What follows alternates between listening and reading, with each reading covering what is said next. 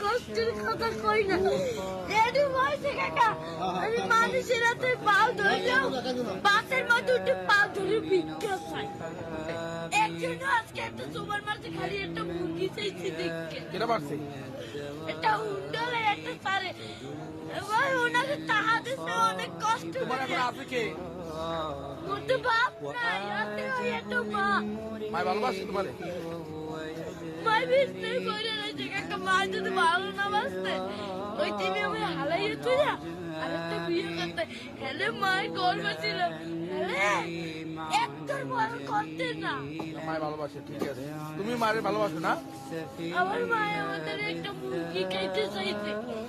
একটা সাড়ে চার এই যে চাইলে লইছি মুরগি চার। আমি তো কেতারে কই না কষ্টের কথা।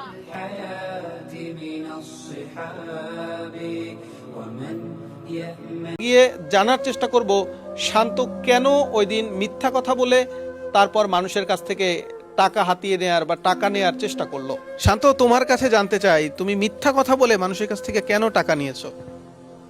স্যার, সত্যি কথা বললে কতকে সুপার মানে লাথি মেরে কুচি মেরে স্যার আমার এই বোনটা অনেকদিন যাবতে কেন্দা কেন্দা আবার দ্বারে কুচছে। মায়ের দ্বারও করেছেন মায় মারবে। স্যার ও একটা মুরগি খাইতে চাইছে, একটা কানতে চাইনি, একটা হুন্ডা ড্রাইভারের দ্বারে একটা মুরগি ফেলে 10টা টাকা চাইছে, একটা সুপার মারছে।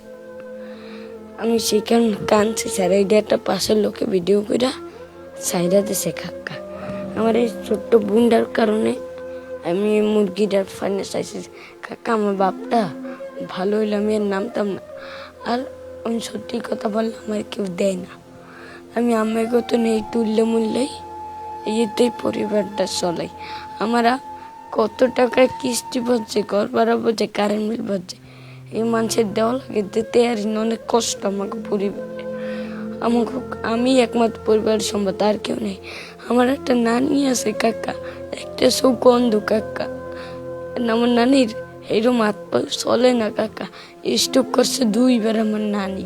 দর্শক, শান্তর মুখ থেকে আমরা শুনলাম শান্ত কেন মিথ্যা কথা বলে মানুষের কাছ থেকে টাকা পয়সা নিয়ে যায়। আমরা এই পর্যায়ে শান্তর মায়ের সাথে কথা বলবো, তিনিও আমাদের সাথে আমাদের স্টুডিওতে উপস্থিত রয়েছেন। আমরা আজকে সকালে শান্তর বাড়িতেও গিয়েছিলাম, তখনও তিনি আমাদের সাথে কথা বলেছেন। এলাকাবাসীও কথা বলেছে শান্ত প্রতারণা করে বা শান্ত মানুষের কাছ থেকে চেয়ে চিনতে টাকা নেয়। এই শান্ত দীর্ঘদিন যাবৎ বিভিন্ন বাসে বিভিন্ন এলাকায় গিয়ে গিয়ে ওর আম্মু অসুস্থতার কথা বলে মানুষের কাছ থেকে টাকা চেয়ে চিনতে, তারপরে তিনি সেই টাকা এনে বাড়িতে দেন, নাকি সেই টাকা দিয়ে সে জুয়া খেলেন, নাকি সে মাদক কেনেন। এই বিষয়টি আমরা আসলে শান্তর মায়ের কাছ থেকে জানতে চাইবো। শান্ত কেন মিথ্যা কথা বলে, ওর মা অসুস্থ বলে কেন সে এই টাকাগুলো মানুষের কাছ থেকে নিচ্ছে, সেটি জানার চেষ্টা করব। আপা, আপনার কাছে একটু জানতে চাই, শান্ত মানুষের কাছ থেকে মিথ্যা কথা বলে, আপনি অসুস্থ বলে মানুষের কাছ থেকে টাকা নিচ্ছে, কেন আসলে কেন এই কাজগুলো করছে ও? আমি ঠিকই অসুস্থ ছিলাম, কিন্তু এই আম্মাকে সবাই দিয়ে টাকা উড়াইয়া করিয়া আমারই চিকিৎসা চালাইছে। কিন্তু যে বাজার আমের বাজে কথা কয় মানুষের, তাই দিয়ে ভুল কিতে ওই 1 টাকা পাক 8 আনা পাক যে পাক আমার কাছে নিয়ে দেয়। আমি এই দিই তো আমার পরিবার চালাই, আমার মেয়ের অসুস্থ হয় হে হ্যাঁ দেখাই, আমি অসুস্থ হের ওষুধ পানি খাই, এইতে বাজার আট করি। কিন্তু ওর আব্বু তো নাই, আমার খোঁজ খবর লয় না যে আমাকে একটা জিগেইবে কেউ বা কেউ আমাকে দ্বারে একটা ছায়া ধরবে, এমন কেন তো আমাকে পুত নাই। যেমন কালকে এই ভিডিও বাইরে পর শান্ত ছিল না, কিন্তু সারাদিন আমরা না খাই রয়েছি। কই আমাকে তো কেউ যাইয়া জিগে না যে তোমরা না খাই রইছো কার, তাই দি আশায় কি বিষয়। কিন্তু এই বাজে রকমের কথা কইয়া এইটা হয়েছে তাদের ভুল কেন। যে ছেলে একটা সংসারের দায়িত্ব নিয়েছে সব, সেইটাই তো অনেক কিছু। আপনার কাছে একটু জানতে চাই, আপনি তো শারীরিকভাবে সুস্থ, তারপরে আপনার সন্তানকে আপনি কেন ভিক্ষায় নামাইছেন? আমার দেখতে দেখায় সুস্থ, কিন্তু আমি অনেক অসুস্থ কারণে তো ওর টাকা দিই তো আমরা 10 জন 1 টাকা 2 টাকা করে দেন, সেই টাকা দিই তো আমি সুস্থ কথা বলতে। আপনার কি রোগ হয়েছে? আমার কইতে টিউমার হয়েছে কুস্কির গুড়ায়, তাই কারণেই তো ও নামছে আমার পানি। আমরা 3 দিন ধরে না খাওয়া ছিলাম ঘরে, না খাওয়ানোর পর ও আমার দ্বার বাচ্চাইছে, আমি ভাত না দিতে পারি তো এই পড়তে গেছে। এই পথে যাই আইসি আমরা দুইটা ডাইল বেত খাই যাই খাই সাথে থাই তাতে আমরা এমন কিছু করিয়ে দেবেন জানি শান্ত ওই পথে আর না যাওয়া লাগে আমরা খাইতে ফিরতে রোডে জানি আমরা খাইতে পারি এমন একটা পথ আমরা আমাগো করিয়ে দেন। দর্শক, শান্তর কথা শুনলেন, শান্তর মায়ের কথাও শুনলেন। আসলে তারা মিথ্যার আশ্রয় নেয়, এই কথাটি সত্য। তারা মিথ্যা বলে, এই শান্ত মিথ্যা কথা বলে মানুষের কাছ থেকে টাকা নেয়, সেই কথাটি তারা অকপটে স্বীকার করেছেন। তবে এর পেছনে যে যুক্তি দেখিয়েছেন সেই যুক্তিটি হচ্ছে সত্য কথা বলে ভালোভাবে মানুষের কাছে সহায়তা চাইলে মানুষ সহায়তা করে না, বরঞ্চ তাদেরকে বিভিন্ন ধরনের, এই শিশুটিকে বিভিন্ন ধরনের প্রহার করা হয়, তাকে মারধর করা হয়, অপমান করা হয়, যেই কারণে শিশুটি মিথ্যার আশ্রয় নিয়ে সে মানুষের কাছ থেকে টাকা চাচ্ছেন, সেই টাকা দিয়ে তিনি তার মায়ের ট্রিটমেন্ট করছেন। শান্ত জুয়া খেলে কিনা, শান্ত মাদকাসক্ত কিনা, এই সংক্রান্ত বেশ কিছু মন্তব্য সামাজিক যোগাযোগ মাধ্যমে আমরা দেখেছি। শান্ত মানুষের আবেগের উপর প্রসাব করে দিয়েছে, এমন মন্তব্য অনেকে করেছেন। অথচ তারা কেউই শান্তর বাড়িতে এসে একটিবারের জন্য খোঁজ নেননি আসলেই শান্ত এই কাজগুলো করেন কিনা, আসলেই শান্ত প্রতারক কিনা। হ্যাঁ, হয়তো শান্ত প্রতারক, হয়তো শান্ত প্রতারণা করে, তবে সেটি তার নিজের এবং তার পরিবারের পেটের দায়ে, তার পরিবারের পেটে খাবার তুলে দেওয়ার জন্যই শান্ত সেই প্রতারণা করে। আমরা আরও একবার শান্তর কাছে যেতে চাই, আমরা একটু শান্তর কাছে জানতে চাই। শান্ত, গতকালকে ভিডিও ভাইরাল হওয়ার পরপরই শান্তর উপরে আসলে কি ধরনের প্রেশার এসেছে সেটিও একটু আপনাদের জানাতে চাই। শান্ত, তোমার কাছে একটু জানতে চাই, এই যে ভিডিও ভাইরাল হইল, হ্যাঁ, তুমি যে মিথ্যা কথা বলে মানুষের কাছ থেকে টাকা নিছো, এইগুলা কি আর ভবিষ্যতে করবা কিনা, বা মানুষ তোমাকে এখন বেঈমান বলছে, তোমাকে প্রতারক বলছে, তুমি জুয়া খেলতেছো বলতেছে, এইটার বিষয়ে একটু বলো তো। ভাই আমি আমি জুয়াও খেলি না ভাই, আর মাদকাসক্ত না ভাই। আমি আমার যদি কোনো একটা খাইতে পেটে খাইতে পারি ভাই, এর একটা কোনো পুত করে দেন ভাই। ভাই আমি পেটের দেয় নামছি ভাই, কালকে ভিডিওটা ভাইরাল হওয়ার পর ভাই একটা বেড়ায় আমার সরপ্রাইজ আজকে ভাই, কত মাঝে কত কথা কইছে ভাই।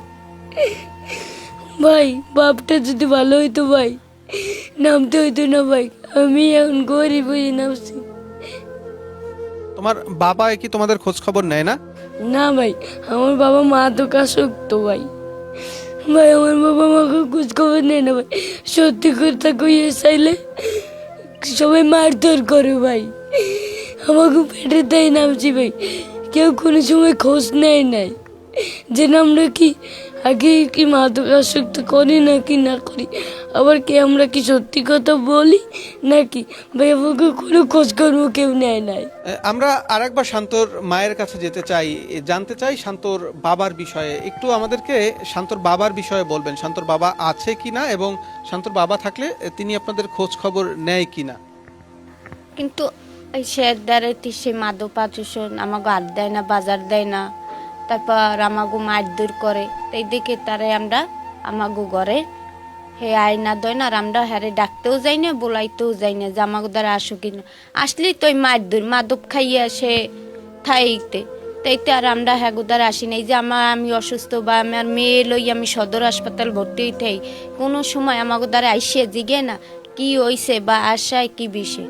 এই যে এত বড় একটা ঘটনা হয়েছে, এর মধ্যে সে তো আইসে আমাকে দ্বারা পাশে দাঁড়ায় না, যে এত বড় একটা ঘটনা হয়েছে, ও কমবে এত বড় মিথ্যে কথা কইছে কা তোর বিরছে ল, এরকম তো আমাকে দ্বারা হে আসে নাই। আমরা আরো একবার শান্তর কাছে যেতে চাই, শান্তর কাছে জানতে চাই, শান্ত তুমি কি ভবিষ্যতে আর এরকমের মিথ্যা কথা বলে মানুষের কাছ থেকে টাকা তুলবা? হ্যাঁ, এইটার বিষয়ে আমাকে একটু বলবা যে তোমার কি হলে ভালো হয় এবং ভবিষ্যতে তুমি এরকমের মিথ্যা কথা বলে মানুষের কাছ থেকে আর টাকা তুলবা কিনা। ভাই আমার একটা সার দহন দিয়ে দিলে আমি এখন ভাই খাট্টা পিঠা খাবো ভাই, আমি এর নামবো না ভাই, আমার এমন একটা পথ করে দেন ভাই যেটা আমি মানুষের দ্বারে না হাত পাতি না ভাই, আমাকেও পাওয়ারটা তোরা আমার এমন একটা পথ করে দেন যাতে আমি একটু খাইতে পিঠে খাইতে পারি ভাই, কেউ মিথ্যে কথা কই এটা হাসা হাসানি আমার না লাগে। দর্শক, আমরা শুনলাম ভাইরাল সেই শান্ত যিনি কান্নাকাটি করে ভাইরাল হয়েছেন। অনেকেই শান্তকে নিয়ে পজিটিভ মন্তব্য করেছেন, আবার অনেকেই নেগেটিভ মন্তব্য করেছেন।